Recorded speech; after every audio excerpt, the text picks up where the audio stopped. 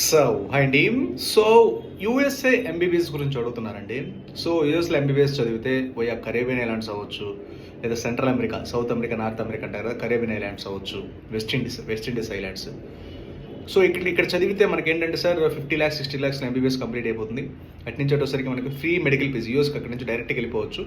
అక్కడ చదివితే free medical PG వస్తుంది. ఆ డిగ్రీ వచ్చేసరికి ఆల్ ఓవర్ ఇండియా వ్యాలిడ్ అవుతుంది, లేదా all over the world valid అవుతుంది.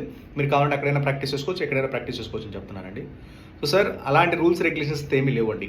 అలా through indirect MBBS through Caribbean ఐలాండ్స్తో వెళ్ళి అలా ఎంబీబీఎస్ చదివితే ఆ డిగ్రీ ఇండియాలో ఇన్వాలిడ్.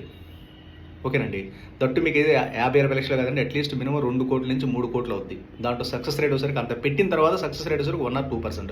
ఇప్పటి వరకు అలా సక్సెస్ అయిన వాళ్ళు ఇప్పటివరకు లేరండి ఏపీ తెలంగాణలో, ఆల్ ఓవర్ ఇండియాలో కూడా లేరు. జస్ట్ అది ఏంటంటే అడ్వర్టైజ్మెంట్ పర్పస్, అడ్మిషన్ పర్పస్ మాత్రమే ఆ ప్రమోషన్ ఉంటుంది.